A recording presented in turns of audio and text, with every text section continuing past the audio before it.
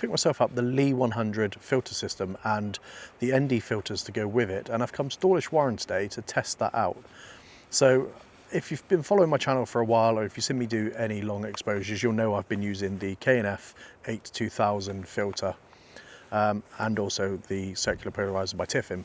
Now, these together have given me some really good images, but not the best, and there's a few issues I've had with it. So that's why I've picked up the Lee filter system, and I'm going to test that out today and see what images I can get.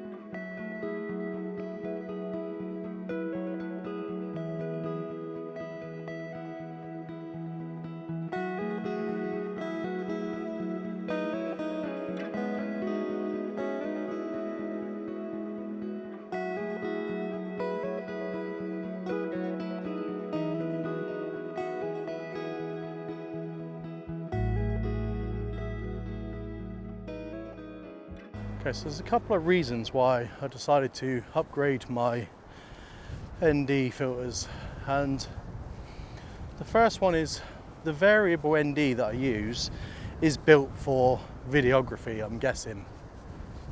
It's very handy for keeping all your settings the same, and then just as you're on the move, just turning it to keep the exposure correct.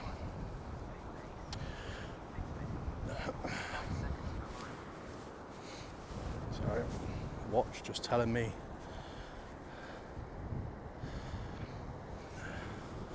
It's a very long beach.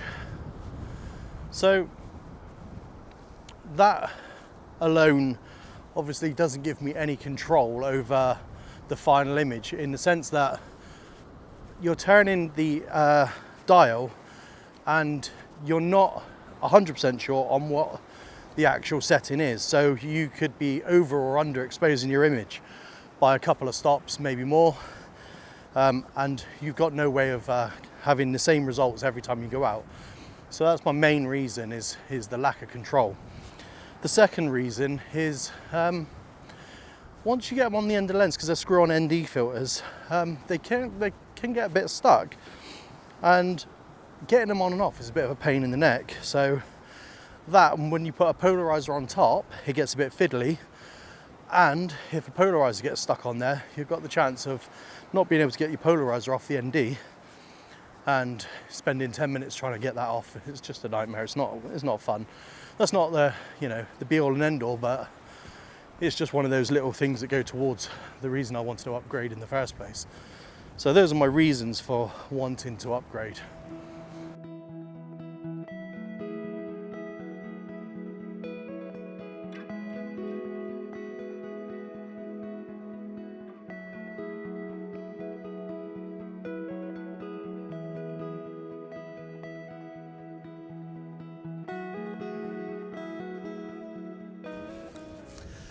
Right, so my settings for this shot is ISO 100, f11, and I've got a 10-minute exposure using the Lee Super Stopper and the polarizer. I'm going to try and get a simple composition of just the groins in the water, and I'm going to try and get rid of, I don't know if I'm high enough for the background, just to crop the top off the background. What I'm going to do is I'm going to move down the beach a little bit further, so I'm almost side on from it, and hopefully that will give me a little bit more separation.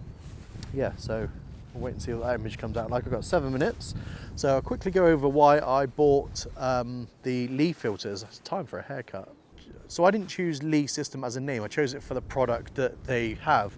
So for this filter system, I've looked online, I've watched some YouTube videos, and this was probably the best one for ease of use and to hold that style of filter, because I didn't want screw-on filters. I wanted the slide-in filters because I think you get more control.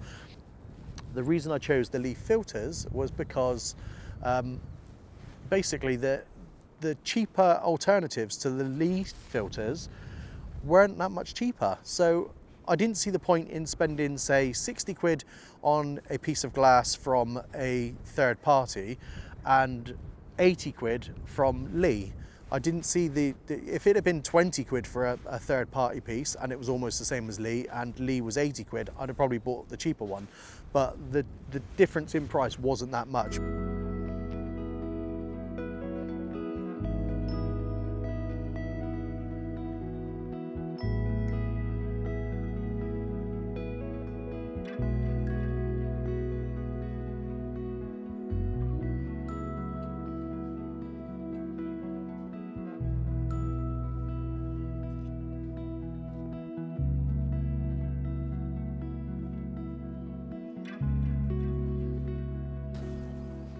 Right, so that's that image, and I'll pop that up on the screen now.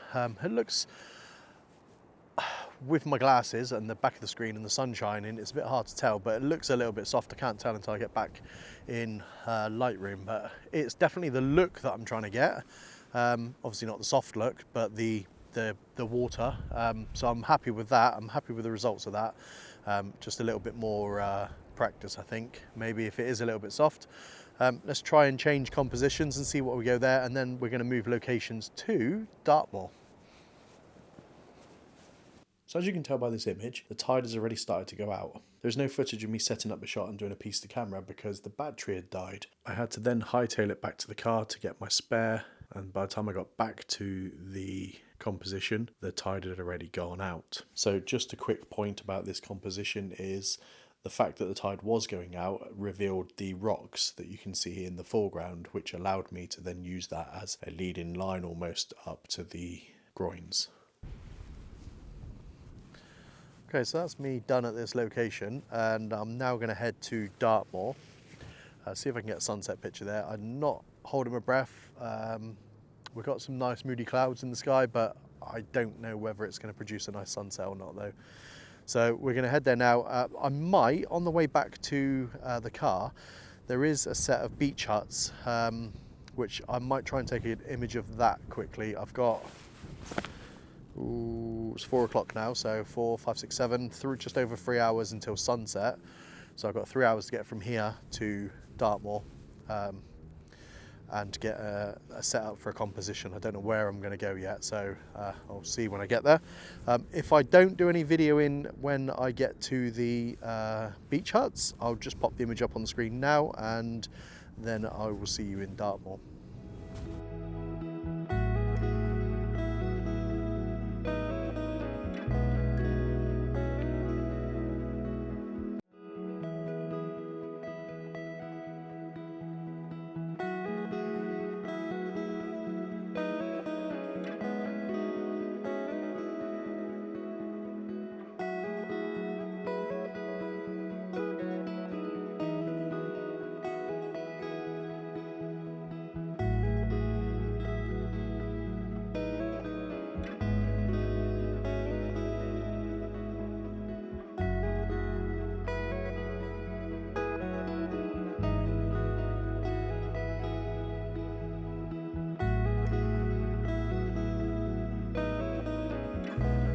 Okay, welcome to Dartmoor.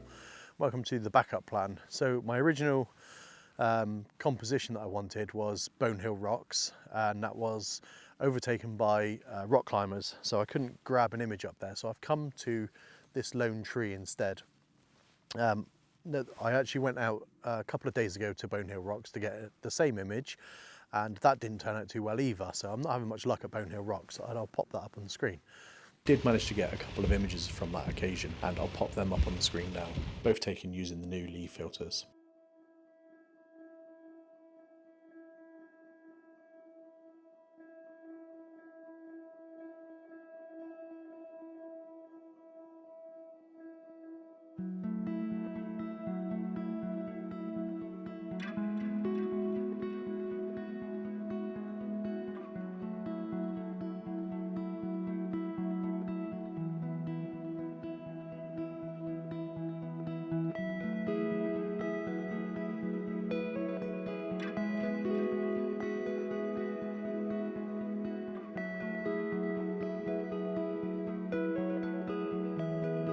Instead, what I've done is I've come to this lone tree, and I'm using the rocks in the foreground, the tree in the background, and then I'm hoping, the midground, sorry, and then in the sky, I'm hoping to get some movement in the clouds and blur that out. I'm on a 4-minute exposure on f9 and ISO 100.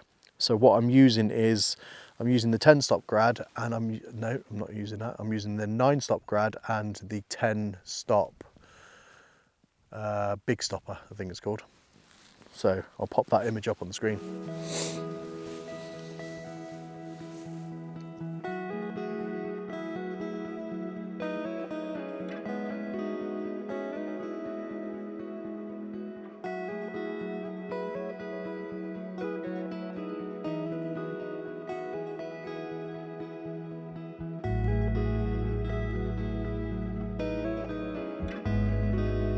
I thought I'd go over a couple of things that I like and dislike about the product. The leaf filter system, once you've got that main adapter on your lens, obviously you'd have to have that on first, but once that's on, getting the actual filter system on and off your lens takes literally seconds. It's pull a knob and then slot it into place and put it on, and it's done. And then that also goes with composing images. When you're composing an image and you set your shot up, you screw your filter on. If you want to then change that image and you want to change the composition, you've got to unscrew that filter, which is a bit of a pain. So with the filter system, you can literally just pull it off, change your composition, and then pop it back on again. Okay, so the one thing I do think is a bit strange on it is how hard it is to get the filters in the first place. Now, there's a knob on the thing and it twists. Now, I don't know whether that doesn't, I mean, mine doesn't do anything. I can turn it all day long and it doesn't do anything, but I would have thought that would have made sense to have that knob twist and it loosen the bracket a tiny little bit so you can get the filters in it a little bit easier and then tighten it back up with that knob. But mine doesn't do that. I don't know if anybody's got one of these filter systems and theirs does that, but mine most definitely doesn't do that. So that's a little bit of a gripe, that it could be a little bit easier to get the filters in the first place. Obviously I know you couldn't just have it loose anyway because they'd just drop out the bottom, but just an ability to turn it and loosen it and tighten it might have been good. So the second thing I'm not really a fan of is the actual filters themselves, is getting them out of the tin, which is a little bit annoying because they sit in this perfect shape and they'd obviously designed not to move around and break and whatnot, but there's no way of getting them out. And if I don't know if I'll keep them in the tin. I'll probably buy a pouch for them. But if I was to keep them in the tin, what I might do is just glue a bit of ribbon underneath so I can just pull that and it will lift it up. But the fact that Lee haven't put that into the tins, I think is a bit strange, because that's just like a common sense thing. You'd have something to pull the filter out. And that's pretty much it. That's pretty much all I've got to say about it, really. I've really enjoyed working with it today, and I'm hoping that I get used to those little things that I'm not too happy about. But in 6 months' time, I'll give it another review maybe, and see how I get on with it, see what type of images, how it changes my images overall. But I think definitely once I learned to use it properly, it's definitely improved my images straight away, because the variable ND, as I've said before, it just didn't give me any kind of accuracy. So I'm really happy at the moment. And this mist is just coming in. I'll just show you that. Sunset 7:34, and that's just enough time for me to go home. So thank you so much for watching, and I hope you did enjoy the images, and if you did, please do consider giving me a thumbs up. That's always appreciated. And if you haven't already subscribed, then please do consider subscribing for more content like this. Thank you so much for watching, and I'll catch you on the next one.